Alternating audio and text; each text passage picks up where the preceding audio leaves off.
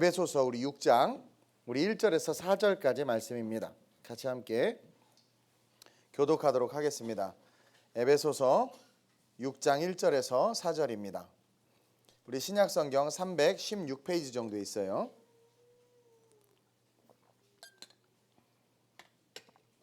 같이 함께 교독하겠습니다. 제가 먼저 봉독합니다. 에베소서 6장 1절에서 4절입니다. 자녀들아, 주 안에서 너희 부모에게 순종하라. 이것이 옳으니라.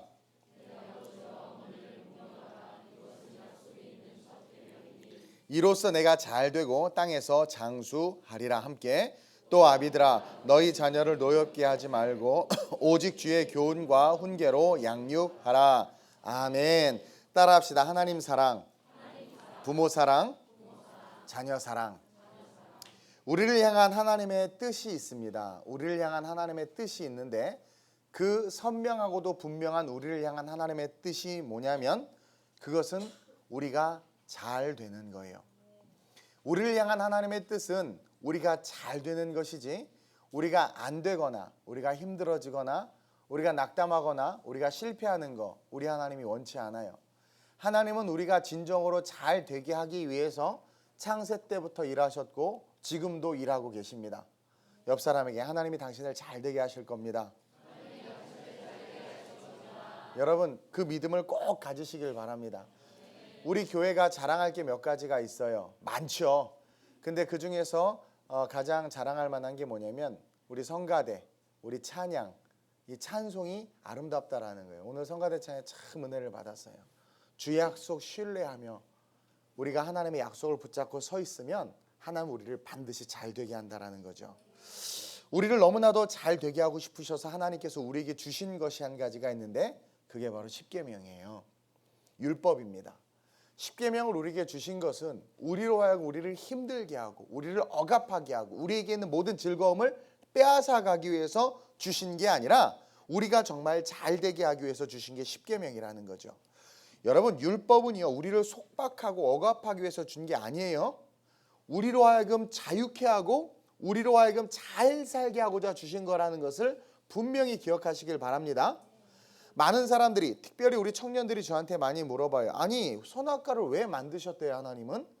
따먹지 말라고 왜 그냥 그거 없이 그냥 놔뒀으면 죄도 안 졌을 텐데 자유롭게 살았을 텐데 왜 만들어 놓고는 먹지 말라고 하냐 이거죠. 여러분 잘 들으세요. 선악과가 없었다면 인간은 자기가 누리는 게 자유인지를 몰라요. 할 수 없는 것이 있기 때문에 내가 할 수 있는 존재다라는 것을 깨달을 수 있는 거예요. 이해하시죠? 시간이 짧기 때문에 길게는 할 수 없지만 인간에게 자유가 자유인지를 알게 해주기 위해서 주신 것이 바로 선악과고 그것이 기준이라는 거예요. 율법이라는 거예요. 즉 할 수 없는 것이 있기 때문에 할 수 있는 자유를 알 수 있다는 거죠. 이와 마찬가지로 애굽에서 노역에 종살이하던 이스라엘 백성을 하나님은 정말 이제 잘 살게 하고 싶었어요. 요셉을 잃어버렸어요. 왕이 요셉을 알지 못하는 왕들이 등장하기 시작했고 자기의 조상인 요셉을 이스라엘 백성들조차도 잊어버렸어. 요셉 하나님이 함께한 사람 아니에요? 그래서 하나님을 잃어버린 이스라엘 백성들은 훌륭한 믿음의 조상, 오늘날로 따지면 믿음의 부모를 갖고 있었지만 하나님을 잃어버린 이스라엘 백성들은 결국 어떻게 됐어요? 종살이의 모양으로, 종살이의 꼴로라고 할 뻔했는데요. 그렇죠? 종살이의 꼴로 삶이 변질된 거야.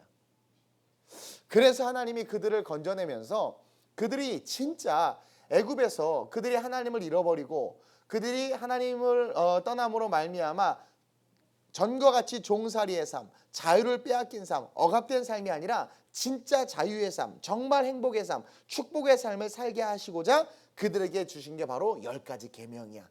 Again revival, 다시 부흥시키기 위해서 하나님께서 이스라엘 백성들에게 주신 거죠. 그게 바로 뭐냐면 프린시플, 원칙이라는 거야. 여러분 기준이 있고 원칙이 있어야 옳고 그름을 알고 기준이 있고 원칙이 있어야 갈등의 상황과 선택의 문제와 다양한 삶의 문제 속에서 답을 찾고 해결할 수 있어요. 원칙이 있으면 어떤 상황에서든 답이 있어요. 배가 침몰할 때 우왕좌왕하고 많은 사고가 나는 것은 원칙이 없었기 때문에 그래. 도대체 외계인이 역사한 것처럼 이해할 수 없는 사건이 세월호 사건인데 원칙이 다 무시됐잖아요. 그러니까 우리 이 아름다운 젊은이들이 이 청소년들이 다 죽은 거 아니에요. 그러나 원칙이 있으면은요, 대형 극장에서 화재가 나도 원칙이 분명한 사람 하나가 있으면 대기하시라고 비상구가 있으니까 한 줄로 나란히 이렇게 나가면 된다는 거예요. 어떤 상황과 환경 속에서도 우리가 원칙을 갖고 있으면 내가 세상이 아무리 세상에 진리가 없는 것 같고 아노미 현상이라고 그러죠. 옳고 그름이 없는 것 같고 이 문제에서 해답이 뭔지를 몰라요. 근데 원칙이 있으면 그 원칙대로 하면 그게 결국 해답이 되는 거예요. 원칙 있는 인생, 기준이 있는 인생이 돼야 된다는 거죠.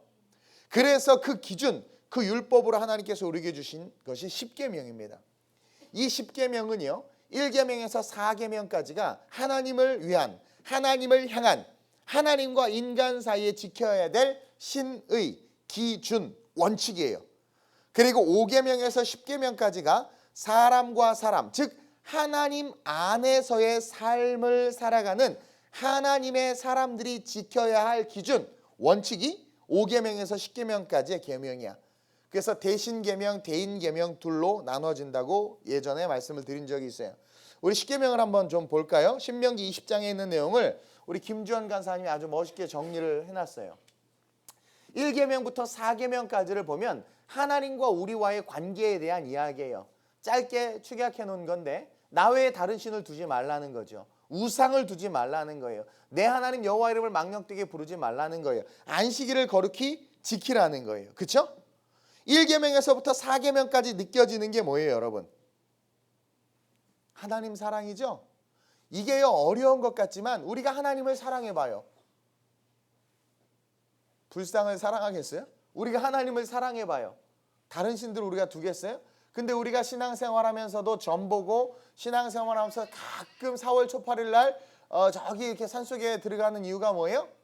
우리가 하나님을 사랑하지 않는 거예요. 아니, 하나님을 사랑하는데 하나님의 이름을 망령되이 부르겠어요? 하나님을 사랑하는데 안식일을 범하겠어요? 이거는 어려운 것 같은데 누가 어렵냐면 하나님을 모르는 자들은 어려워. 그러나 하나님을 알고 하나님을 사랑하는 자들에게는 자연스럽게 지켜지는 거야. 연인들이 사랑해봐요. 하지 말라고 하는 거 안 해요. 자연스럽게 그게 돼요. 나의 힘으로는 그 맛있는 줄을 끊을 수 없고 이걸 끊을 수 없지만 그녀가 사랑하면 그녀를 사랑하고 그녀가 싫다고 하면 이게 자연스럽게 되는 거거든. 어쨌든 하나님 사랑이라는 거죠. 그리고 하나님을 사랑하면 자연스럽게 완성되는 율법이에요. 그리고 5계명부터 10계명은 한마디로 사람 사랑이죠. 부모로부터 시작해. 그렇죠? 대칭이죠. 하나님으로부터 인간과 하나님과의 관계가 완성이 됐으면 이제 그 관계의 시작이 누구로부터? 부모로부터 인간과 인간 간의 관계가 완성되기를 하나님이 원하시는 거예요. 부모를 공경하라는 거예요. 살인하지 말라는 거죠. 간음하지 말라, 도둑질하지 말라, 거짓 증거하지 말라, 내 이웃의 집을 탐내지 말라. 그렇죠?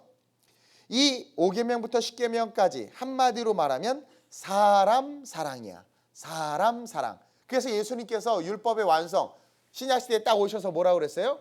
율법을 완성하는데 하나님 사랑, 이웃 사랑인 거야. 이해되죠? 예. 없는 것을 주님이 막 만들어낸 것이 아니라 짜집게 한 것이 아니라 축약된 핵심의 메시지를 우리에게 전달해 준 거죠. 따라서 율법은 폐하지 않아요. 완성된 거지. 예수 그리스도로 말미암아. 어쨌든 그 사람 사랑의 시작이 바로 부모로부터 시작된다는 것을 우리가 10계명을 통해서 알 수 있어요. 부모를 사랑하고 부모로부터 양육을 잘 받으면 생각해 보세요. 부모를 사랑하고 부모로부터 양육을 잘 받으면 6계명부터 10계명까지가 지켜질까요? 안 지켜질까요? 자연스럽게 지켜져. 그래서 내 부모를 공경하라고 하는 거야. 왜? 내가 인생의 삶에 있어서 하나님께서 사람 사랑하는 법을 부모를 통해서 우리에게 가르쳐 주시고 배울 수 있게 했기 때문에 부모를 공경하고 부모의 신앙의 부모의 가르침을 잘 따르게 되면 당연히 살인하지 않죠. 간음하지 않죠. 도둑질하지 않죠. 거짓 증거하지 않죠. 어떻게 보면 되게 쉬워요.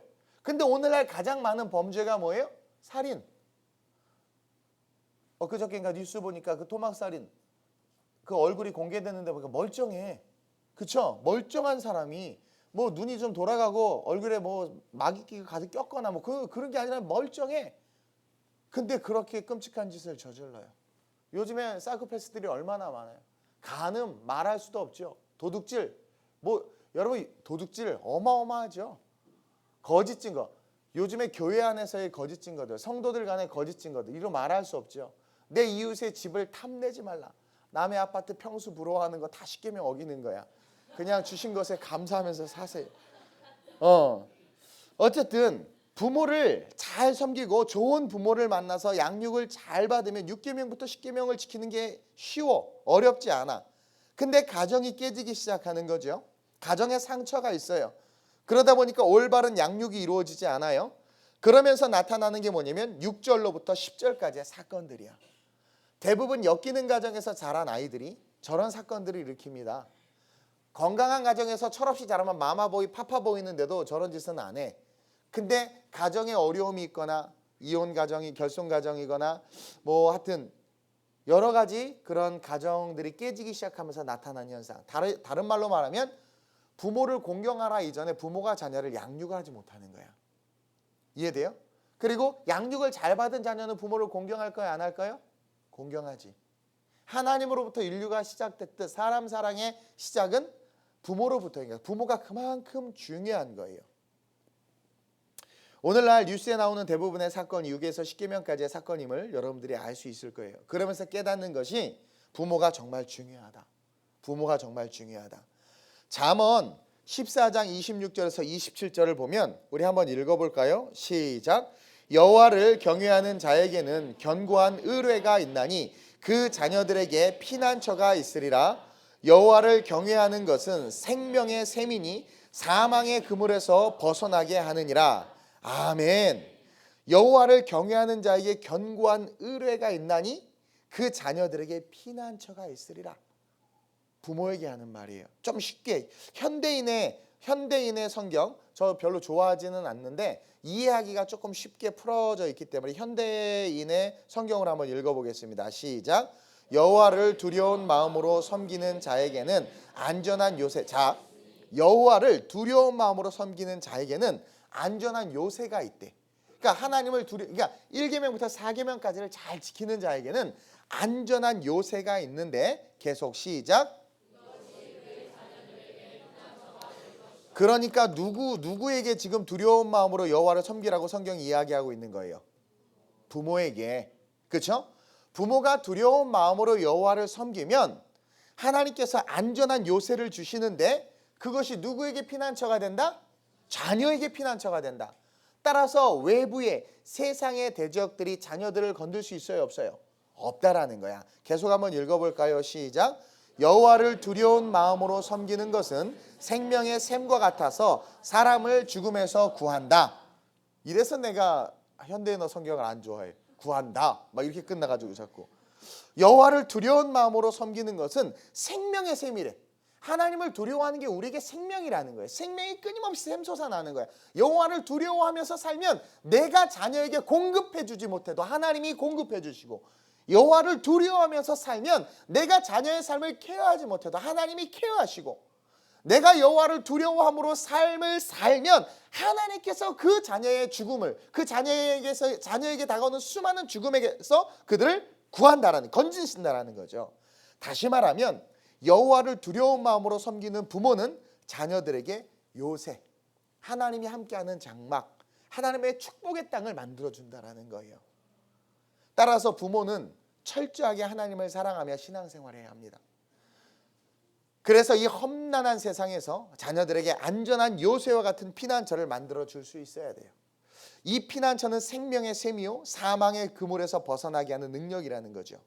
그리고 자녀들은 철저하게 그런 부모님을 섬기며 그 부모 안에서의 신앙을 키워가야 돼. 근데 이게 오토매틱이야. 부모가 여호와를 두려워하며 신앙생활하며 자녀들을 양육하면 그 자녀들은 100% 부모를 공경하게 돼 있어요. 미안하지만 오늘날 공경받지 못하는 부모의 특징은 여호와를 두려워하면서 신앙생활하지 않아요. 오늘날 공경받지 못하는 부모, 같은 신앙생활을 하는데 부모가 창피해. 예전에 제가 청년회 때에 장로님 아들이 있었는데 맨날 괴로워하는 거야. 우리 아빠 때문에 죽겠다고. 왜 그러는데 막 본의 안 된대. 자식이 그렇게 얘기해. 또 옆에 있던 친구가 또 그래. 난 더 못 살겠다. 왜? 우리 아빠 목사잖아. 그러면서 막 애들이 알아요. 제가 그랬죠. 부모가 아이들을 혼내는데 기준이 없이 혼내니까 제가 민정이가 그랬다는 건 아니지만 기분이 좋으면 주아가 막 어질러 놨어. 민정이가 주아로 바뀌었어. 저기 갑자기 보여가지고 용성 집사도 오늘 오고 그래서 그러면 은희가 기분이 좋으면 괜찮아. 어지를 수도 있지. 어린아이인데. 그래. 근데 이제 좀 기분이 안 좋아. 옷을 샀다가 용수 집사한테 혼났어. 기분이 안 좋아. 주아가 어질렀어. 너 일로 와봐. 너 왜 어질러? 그러니까 애는 자기의 잘못의 여부에 따라 혼나는 게 아니라 뭐에 따라 혼나요? 부모의 감정에 따라 혼나기 시작하는 거야. 그러면서부터 그 가정에 문제가 생기는 거예요. 원칙이 없고 기준이 없으면 자라는 아이들의 정서에 심각한 장애가 올 수 있다는 거야. 따라서 부모들이 철저하게 여호와를 섬기고 그 여호와를 두려워하면서 자녀들을 양육하면 하나님의 말씀으로 교훈과 훈계로 양육하게 돼 있어요. 그것을 배운 자녀들은요 자연스럽게 하나님의 은혜 안에서 자라기 때문에 부모를 섬기는 게 지극히 당연한 거야. 지극히 당연한 거야. 그래서 저와 여러분들이 이 말씀을 좀 기억해야 돼요. 잠언 1장 7절에서 9절 말씀을 같이 한번 읽어보겠습니다. 시작. 여호와를 경외하는 것이 지식의 자, 우리가 아는 모든 지식의 근본이 여호와를 경외하는 거라는 거야. 이 얘기는 아주 쉽게 말해서 세상에서 똑똑하고 능력 있고 뭐 서울대, 연고대, 하버드 나와도요. 여호와를 알지 못하는 그 삶을 살아가는 가정은 세상에서 잘남이 결코 행복과 가정의 평안을 지켜줄 수 없다라는 거야. 그러나 여호와를 경외하며 여호와를 아는 지식이 있잖아요. 그러면 그것이 능히 그 가정과 삶과 자녀들의 삶을 안전하게 지켜줄 수 있다라는 거야. 많이 배운 고학력자, 세상에서 성공한 사람들 보면 물론 훌륭한 사람들도 많지만 대부분 엮이는 가정 속에서 문제들이 많아. 이 세계를 타락시키는 것은 그런 엮이는 가정에서 자라서 부를 가진 자들이 세계를 타락시키는 거란 말이에요. 그래서 여호와를 경외하는 것이 모든 지식의 가장 근본 핵심이라는 거야. 계속 시작. 미련한 자는 지혜와 훈계를 멸시하느니라. 오늘날 이런 사람들 너무나 많죠. 여기서 지혜와 훈계는 여호와 경외하는 지식인데 계속 시작. 내 아들아 내 아비의 훈계를 들으며 내 어미의 법을 떠나지 말라. 이는 내 머리에 아름다운 관이요 내 목에 금사슬이니라. 아멘. 그러면서 내 아들아, 잠언에 뭐라고 얘기해요? 내 아들아 내 아비의 훈계를 들으며 내 어미의 법을 떠나지 말라. 아비와 어미는 어떠한 삶을 살아야 돼요? 훈계하는 삶. 뭐예요? 어미의 법을 떠나지 말라. 법을 가르치는 삶을 살아야 된다라는 거죠. 여기서 어미의 법할 때의 그 법의 뜻은 가르침, 티칭이라는 뜻이에요. 아비의 훈계와 엄마의 가르침을 떠나지 말라는 거야.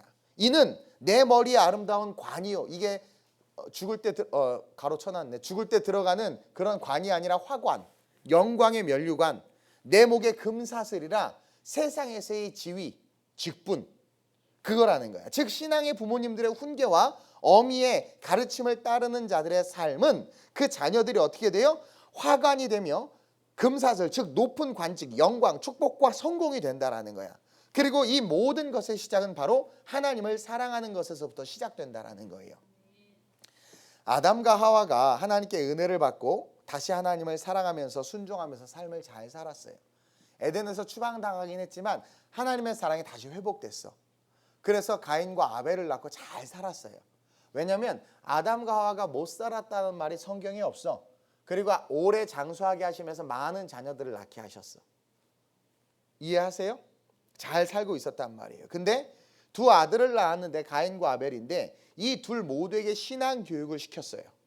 근데 가인은 듣지를 않고 아벨은 들은 거야. 너희 자녀들아 아비의 훈계와 어미의 가르침을 잘 따르라고 그랬는데 아벨은 아비의 훈계와 어미의 가르침을 잘 따랐어요. 가인은 듣지 않았던 거야.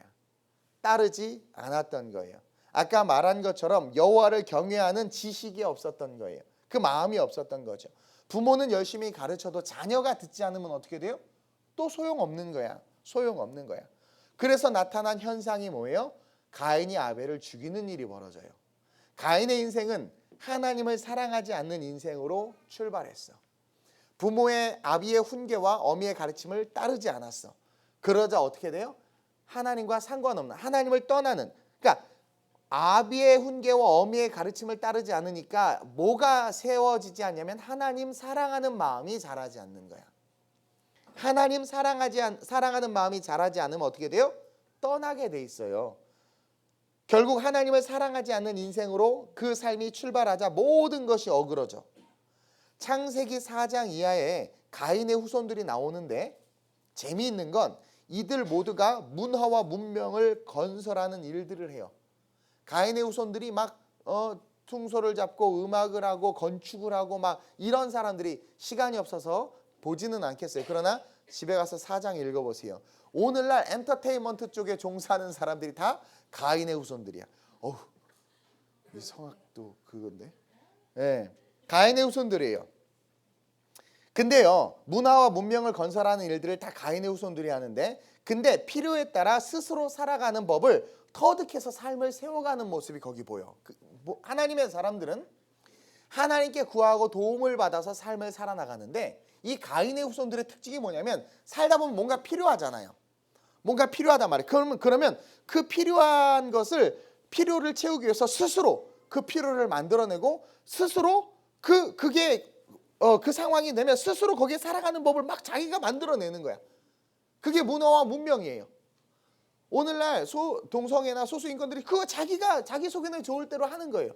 하나님의 기준이 없으니까 그냥 자기 마음대로 막 가는 거야.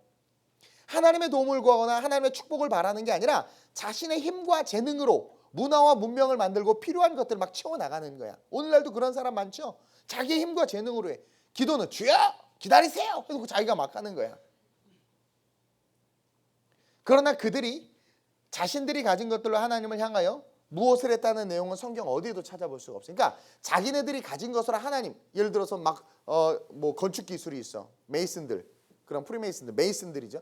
그 석공들이 건축 기술로 막 하나님에서 뭘 했다라는 게 성경에 나타나질 않아. 그러니까 시간이 없어서 그래요. 내가 어제 설교 준비 이게 다 하려다가 그러면 주님 오실 것 같아가지고 줄였는데, 가인의 후손들의 삶을 가만히 살펴보면 그들은 엄청난 재능과 능력이 있었음에도 불구하고 그것을 가지고 하나님 앞에 올려드리는 게 하나도 없었을 뿐만 아니라 살다 보면 벽에 부딪히잖아요. 그럼 그 벽에 부딪히는 그 문제 속에서 자기 스스로 살아가는 법을 터득해버려. 그러면서 삶을 살더라는 거야. 이 이야기가 뭐냐면 쉽게 말해서 이들은 하나님의 언약 밖에서의 삶을 살고 있었던 거야. 철저한 인본주의와 자기 중심주의의 삶을 살아가는 거예요. 창세기 4장 16절만 보겠습니다. 함께 읽어볼게요. 시작.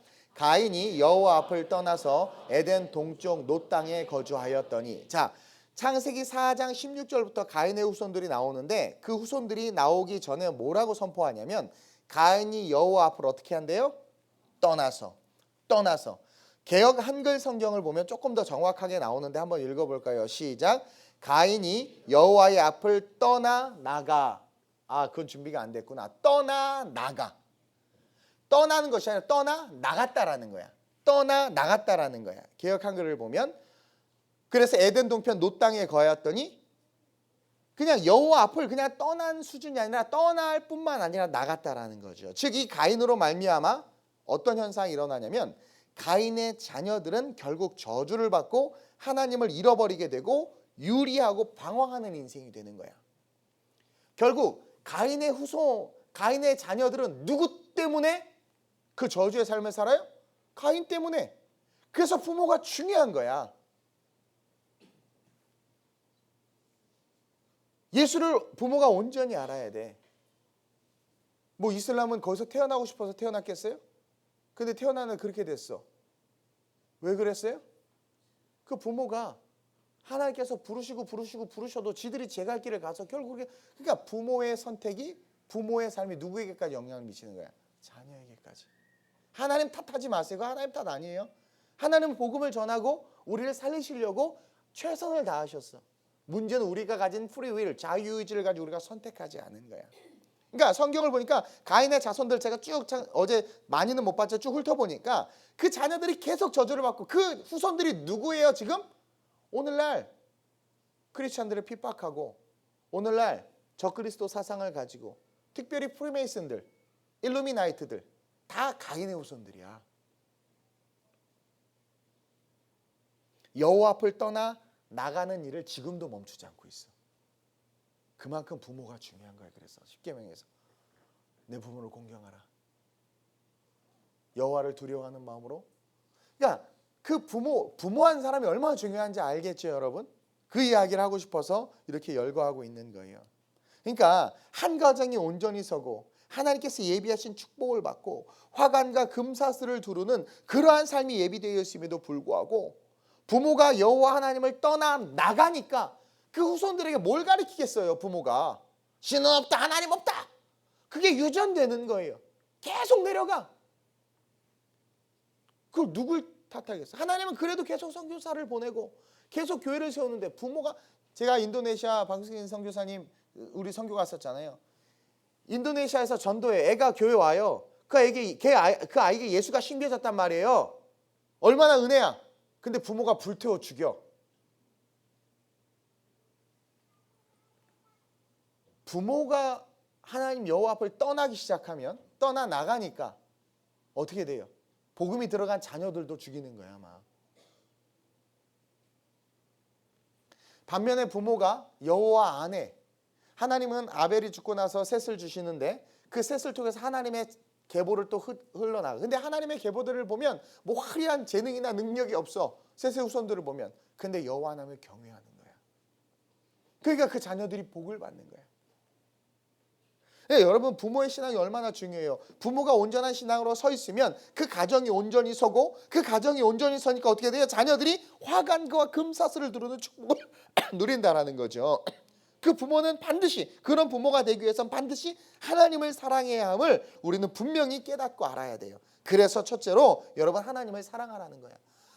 어버이 주일을 맞이해서 우리 모두가, 청년들은 어버이가 될 거고 어버이들도 자녀잖아요. 또 여기 또 어버이이고, 이 모두가, 우리 모두가 기억해야 될 게 하나님을 무조건 사랑해야 돼. 1계명부터 4계명, 하나님께서 하나님을 사랑하라고 우리에게 강조하신 그 계명이 6계명, 5계명부터 10계명까지 우리 자녀들뿐만 아니라 대대손손 또 나라와 민족과 열방에 사람이 살아가는 삶의 그 모든 영역에 복을 주실 수 있는 근원이 되기 때문에 저와 여러분들은 어찌하든 하나님을 사랑해야 돼.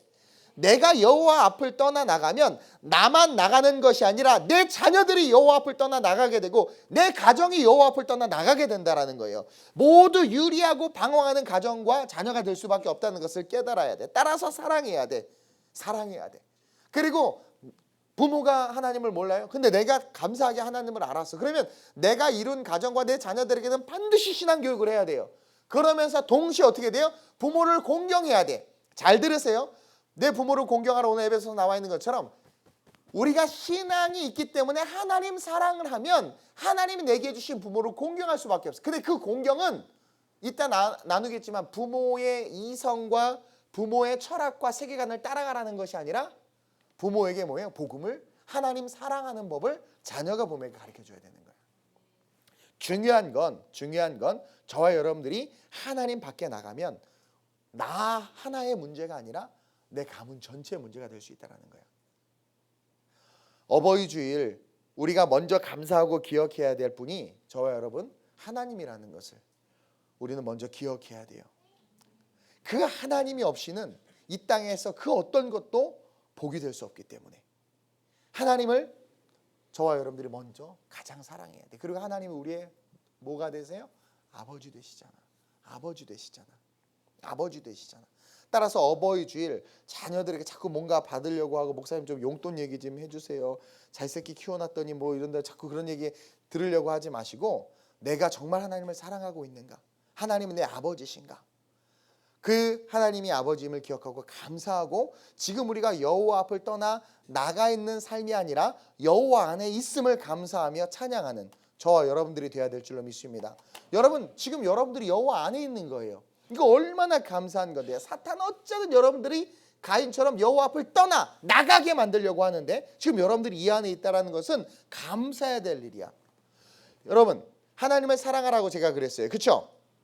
그럼 하나님을 어떻게 사랑할 수 있을 것 같아요? 하나님을 사랑하려면 어떻게? 십자가 놓고 아우 주님 사랑합니다 막 이러면 하나님을 사랑하는 건가? 하나님을 사랑하세요 그랬단 말이에요. 그럼 어떻게 하는 게 하나님을 사랑하는 걸까요? 네? 간단해요. 예수의 피로 세운 교회를 사랑하는 게 하나님을 사랑하는 거예요.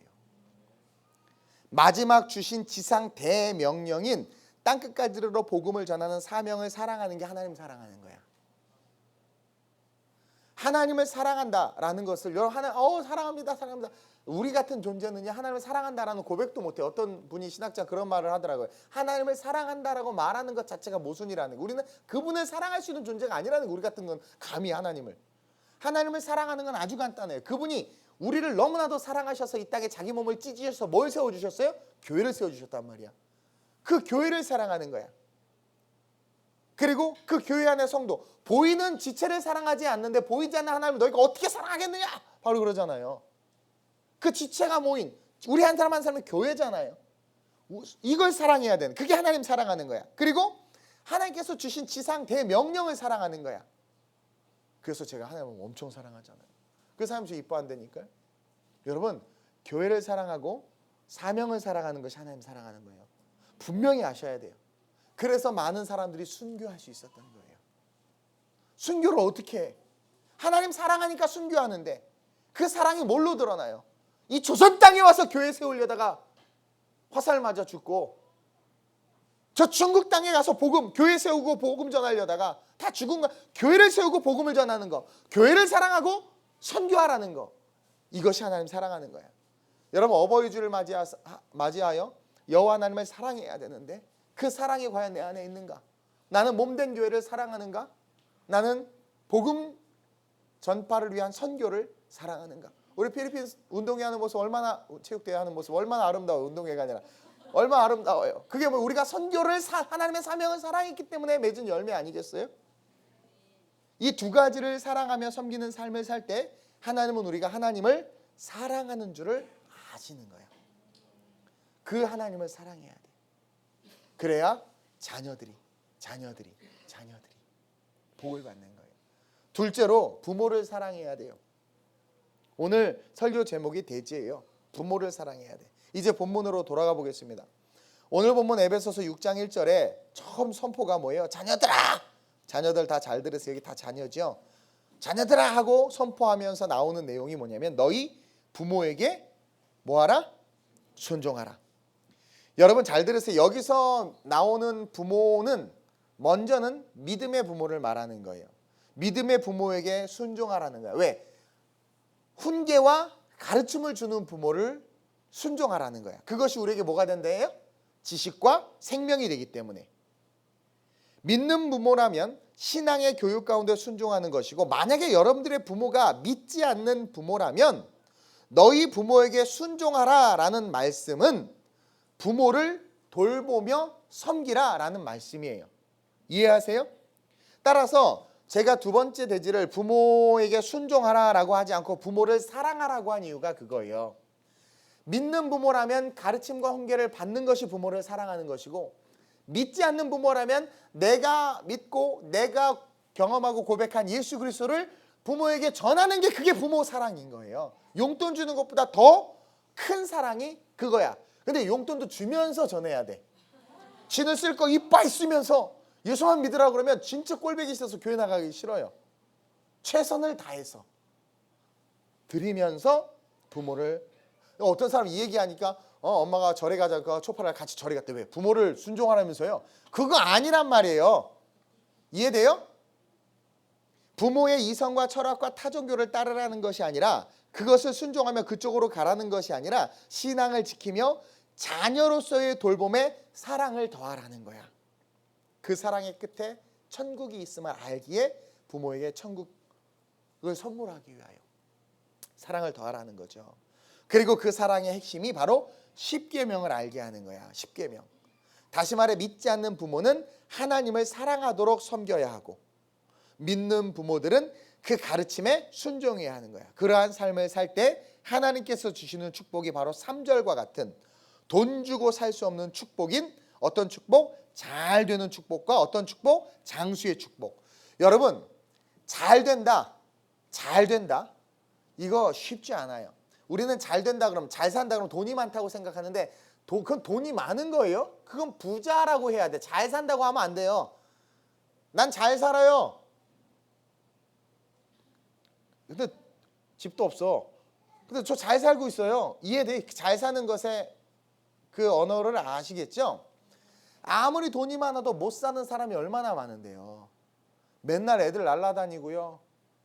아내는 도박에 집문서 팔아먹고 남편은 주정에 막 세상에 나가 돌고 자녀들은 앞으로 뒤로 날라다니고 뭐 돈 갖고 해결이 안 돼. 제가 보니까 우리 청년 중에 있는데 부모님이 좀 돈이 많아요. 뭐만 하면 돈으로 다 해결하려고 그래요. 엄마 오늘 이렇게 밥 사 먹어. 뭐 이거 해. 너 뭐 해? 뭐 필요하니? 그거로 막 위로하고 보상하려고 하는 거야. 딴 친구들 걔를 되게 부러워해. 우와, 부러운 거 아니야. 걔처럼 공허한 애가 없어요. 걔는 돈이 아니라 엄마의 사랑과 관심을 받고 싶은데 알아요. 자기가 무관심하다. 돈으로 때우려는 거 그거 여러분 절대로 생명 없어요. 생명 없어요. 잘 된다. 여러분 하나님께서 주시지 않으면 안 돼요. 특별히 장수 봅시다. 여러분 그렇게 돈 벌려고 열심히 일해가지고 나중에 암 걸리고 병 들어서 그거 고치려고 번 돈 다 쓰잖아요. 이게 어리석은 인생이란 말이에요. 그러니까 뭐예요? 내가 하는 일을 즐기면서 기뻐할 수 있는 일을 해봐요. 병 안 걸려요. 즐거워요. 저도 뭐 몸이 뭐 끄끄대고 막 하지만 건강 검진해보면 건강해. 신기해. 그냥 여러분들 때문에 속이 메스꺼운 것뿐이야. 자꾸 이게 여러분들 보니까 자꾸 그런 거 보고 여러분들 안 보면 자유해. 뭐 어쨌든 건강하단 말이에요. 이게요 돈 갖고 안 돼요.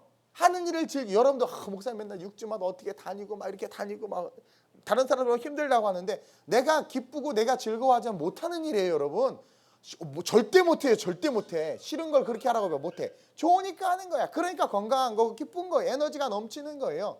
넘치는 거야. 그 장수의 축복 아무리 그 뭐 별걸 다 사다 먹고 제비집 사다 먹고 해도요 하나님께서 지키시지 않으면 오래 못 살아.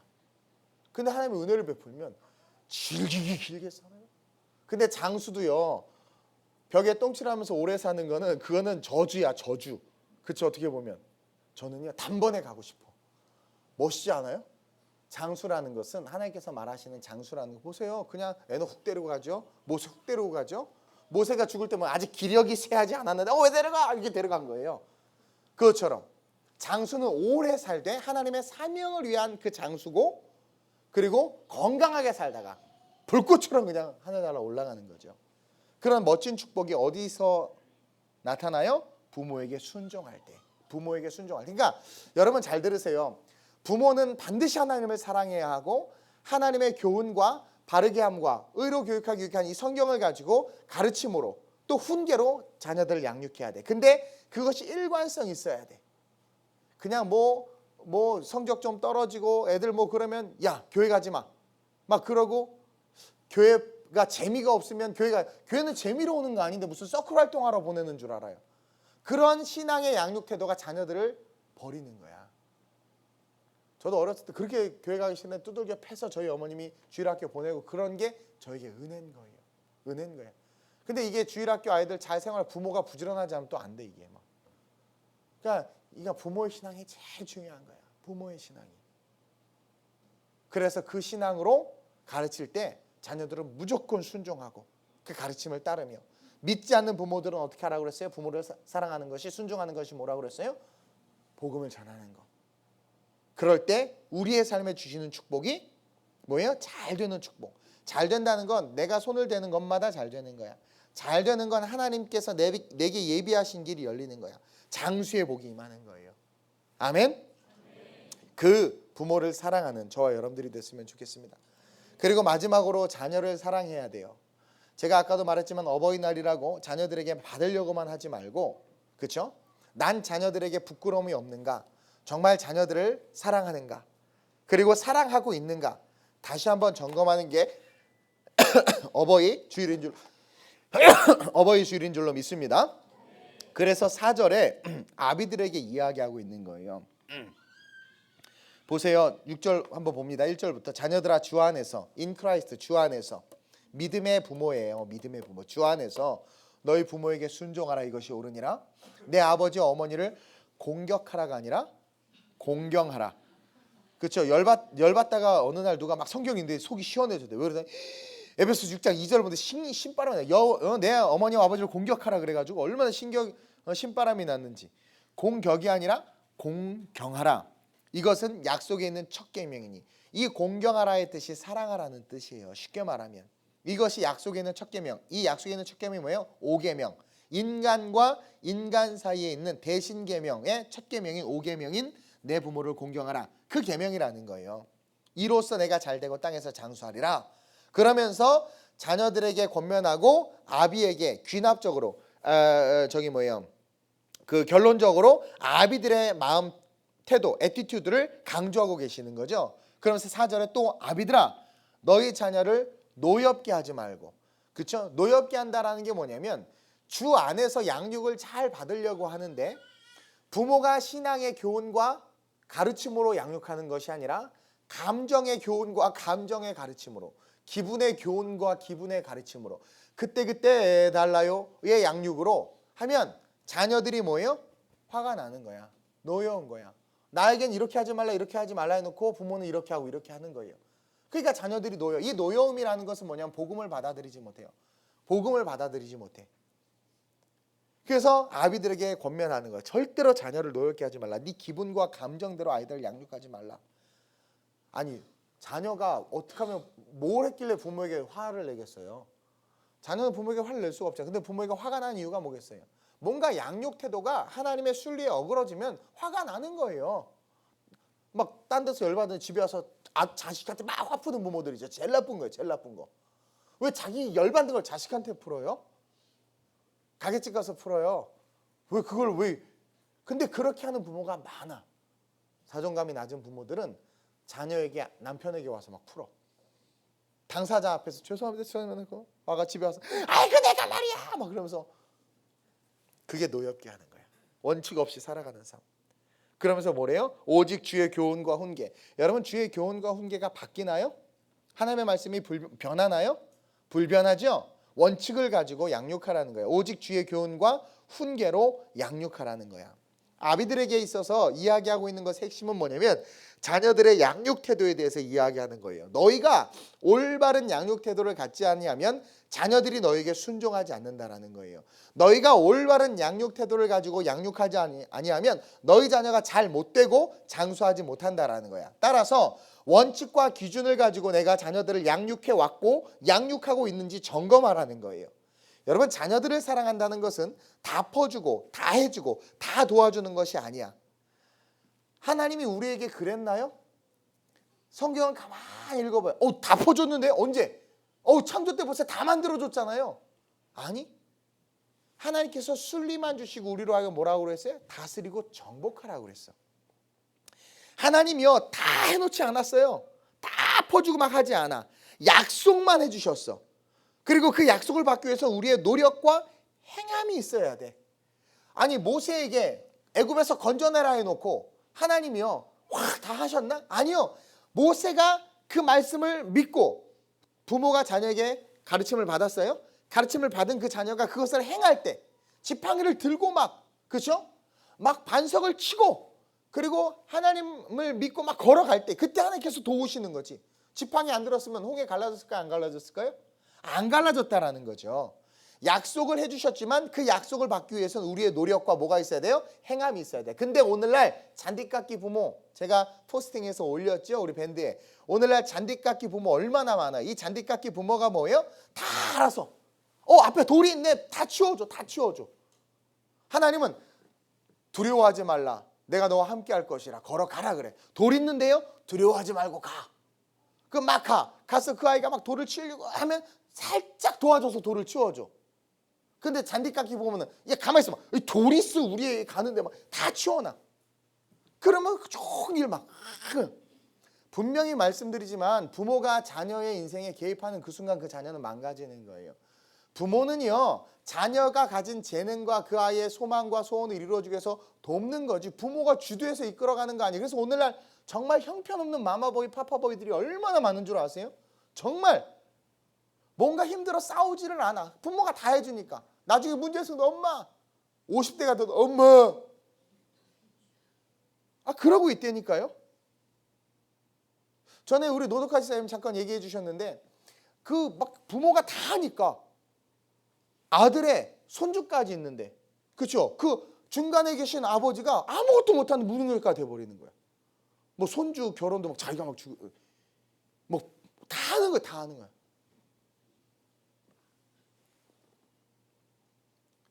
하나님은 절대로 우리를 그렇게 키우시지 아니하셨어요. 우리가 그 말씀을 던져놓고 순종해서 나아갈 때 도와주셨지 막 다 헤쳐놓고 치워놓고 막 그러잖아요.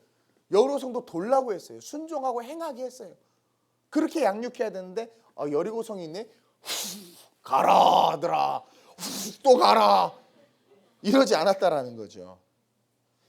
왜 잔디깎기 부모가 되는 줄 아세요? 부모가 기준이 없는 거예요. 기준이 없는 거야. 그리고 단 하나의 기준, 내가 어렸을 때 서러웠었어, 내 자식한테는 그렇게 하지 말아야지, 그거 하나, 그건 기준이 아니거든. 여러분, 철저한 원칙, 하나님이 말씀하시고 순종함으로 행하면 하나님이 도와주셔서 역사가 이루어지는 것, 이게 철저한 하나님의 원칙이라는 거예요. 부모 역시 이런 원칙으로 자녀들을 양육해야 돼. 오늘날 부모의 양육 태도는 아이에게 말하지도 않고 알아서 학원 끊어놓고 알아서 옷 다 사놓고 알아서 앞에 장애물 다 치워주고 걸어가라고 해. 절대로 그럴 때 아이들 걸어가고 싶어 하지 않아요. 되게 싫어해요.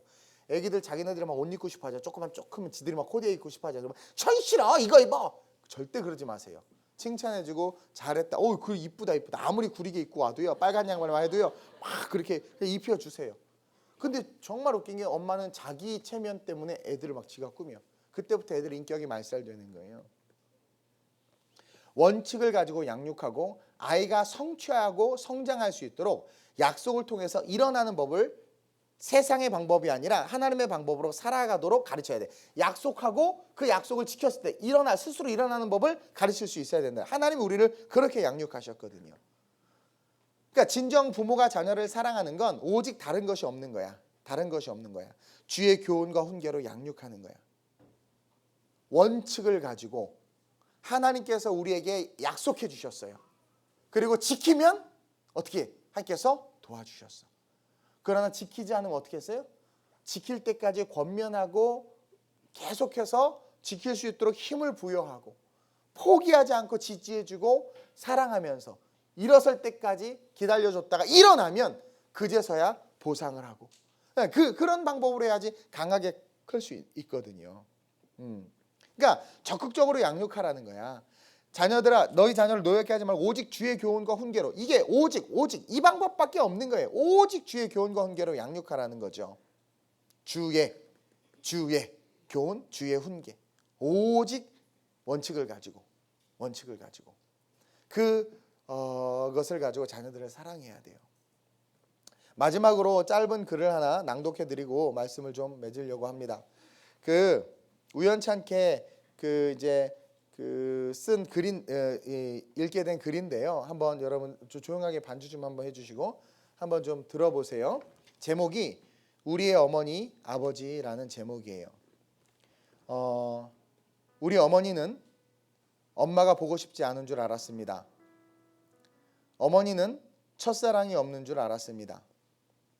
어머니는 친구가 한 사람도 없는 줄 알았습니다. 어머니는 몸은 절대 아프지 않는 어떤 특별한 몸인 줄 알았습니다.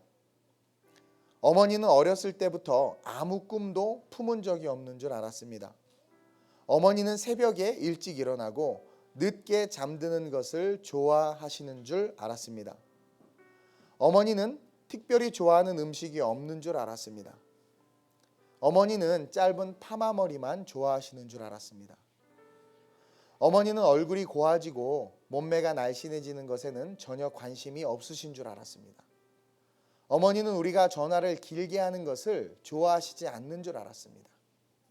어머니는 언제까지나 우리 곁에 계실 줄 알았습니다. 우리 아버지는 단 하루라도 쉬는 것을 좋아하지 않는 줄 알았습니다. 아버지는 웃는 걸 모르시는 줄 알았습니다. 아버지는 딸이 시집가는 것을 보고 마냥 기뻐만 하시는 줄 알았습니다. 아버지는 어머니 외에 아는 여자라고는 한 사람도 없는 줄 알았습니다. 아버지는 배가 불러와 비싼 음식 앞에서는 빨리 일어나시는 줄 알았습니다. 아버지는 양복 입고 넥타이 매는 것을 싫어하시는 줄 알았습니다. 아버지 안주머니에는 늘 돈이 넉넉히 들어있는 줄 알았습니다. 아버지는 좋아하시는 운동도 취미도 없는 줄 알았습니다. 아버지는 우리가 하는 말을 귀담아 듣지 않으시는 줄 알았습니다. 아버지는 아무리 깊고 험한 길을 걸어가도 조금도 두려워하시지 않는 줄 알았습니다. 아버지 눈에는 눈물이 한 방울도 없는 줄 알았습니다.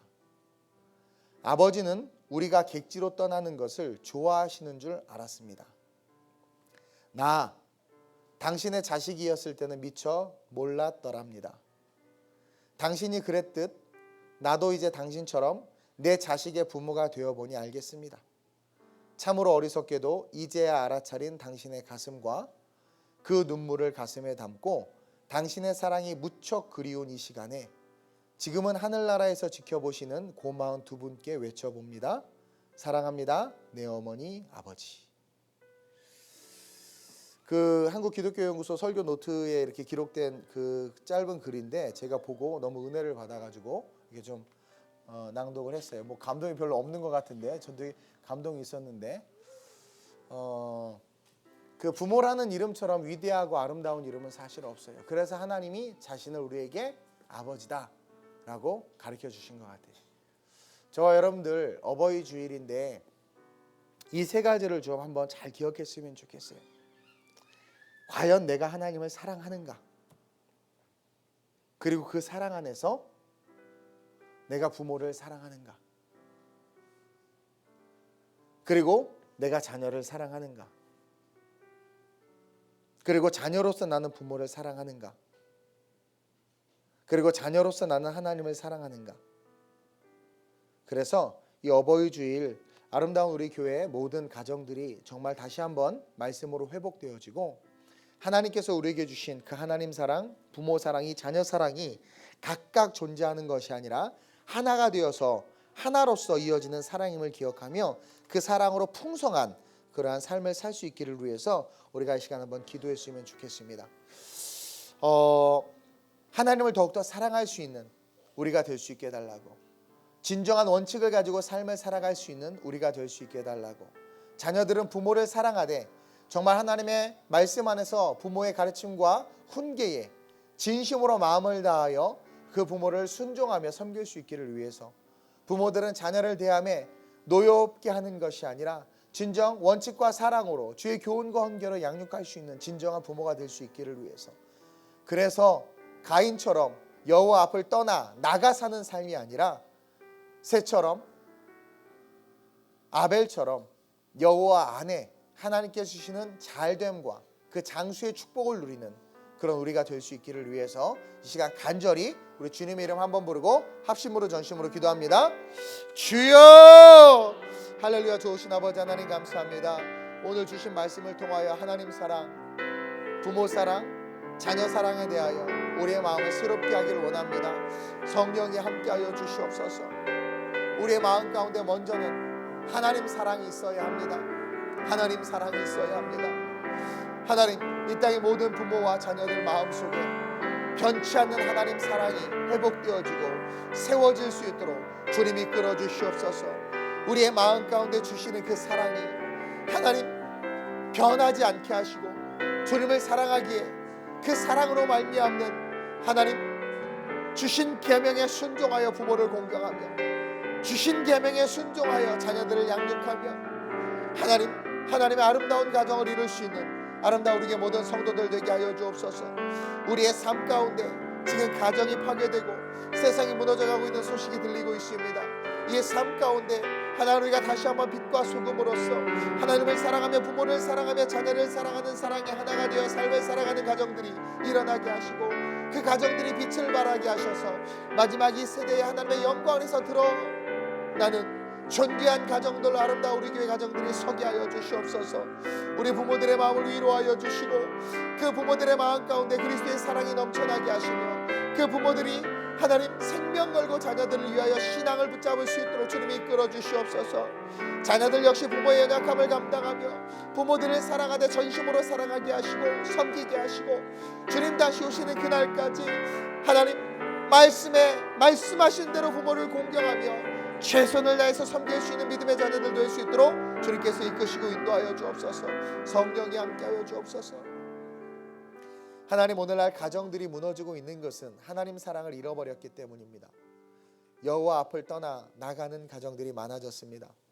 그러다 보니 가정에서의 양육 태도들이 무너지고 원칙과 질서가 없는 양육 속에 자녀들은 병들어갑니다. 그것이 되물림되고 되물림되다 보니 사회는 어지러지고 많은 문제들로 세상은 몸살을 앓고 있습니다. 하나님, 오늘 어버이 주일을 맞이해서 다시 한번 우리가 아름답게 이 나라 이 민족뿐만 아니라 열방을 위하여 하나님 우리의 가정들이 회복되어지기를 원합니다. 하나님을 사랑하고 부모를 사랑하며 자녀를 사랑하는 것이 하나가 되어 그 사랑이 세상에 드러나는 가정이 될 수 있도록 주님 이끌어 주옵소서. 한 가정에 부모가 있습니다. 그 부모가 하나님을 사랑하기에 그 사랑 안에서 성장하고 하나님을 사랑하기에 자녀를 하나님의 사랑으로 양육합니다. 그 양육을 받은 자녀들은 부모를 공경하며 부모에게 가르침받은 그 양육받은 신앙으로 말미암아 부모를 섬기고 그 신앙이 자라 또 자기가 낳은 자녀들을 양육하며 아름답게 그리스도의 사랑이 흘러가는 천대까지 복이 많은 그러한 가정들이 이 땅에 다시 세워지기를 소망합니다. 모든 문제의 해결은 하나님 사랑에서부터 시작됩니다. 하나님 사랑을 잃어버리기 시작하면 하나님 그 순간 부모도 자녀도 각기 제 갈 길을 갈 수밖에 없음을 고백합니다. 주여, 하나님 사랑이 먼저 회복되게 하여 주옵소서. 부모는 부모대로 자녀는 자녀대로 각자의 삶의 자리에서 하나님 사랑을 회복되게 하시고 그 회복된 하나님 사랑 안에서 부모는 자녀들을 교훈과 훈계로 양육하며 자녀들은 그 부모에게 철저하게 순종하며 하나가 되어 아름답게 하나님께서 주시는 잘되는 축복과 장수하는 축복과 하나님께서 주시는 아름다운 화관과 금사슬을 입는 하나님의 거룩한 자녀들 또한 가정들 될 수 있도록 주님 이끌어 주시옵소서. 하나님, 원칙이 있어야 합니다. 우리 믿음의 가정의 원칙은 하나님의 말씀입니다. 그 말씀은 변치 않습니다. 오직 주의 훈계라고 했습니다. 오직 주님 변치 않는 그 하나님의 말씀이 우리의 가정의 중심이 되게 하시고 그 말씀으로 하나님 서로 사랑하며 서로 섬기며 아름답게 자라날 수 있는 생명의 가정들 되게 하셔서 세상의 본이 되게 하시고 많은 사람들이 본이 되는 그 가정들로 말미암아 세상이 따뜻해지고 또 무너진 가정들이 회복되며 아름답게 세상 가운데 복음이 전파되는 그런 역사를 이룰 수 있는 우리 교회 성도들 되게 하여 주옵소서. 특별히 아비들의 마음을 위로하여 주시고 하나님 우리 자녀들이 부모를 더욱더 깊이 있게 이해하며 헤아리게 하시고 수고하며 자녀들을 양육한 우리 부모들에게 하늘 문을 여시고 하나님께서 한원 은혜와 축복으로 덧입혀 주옵소서. 감사함을 드리며 예수님의 이름으로 기도드립니다. 아멘.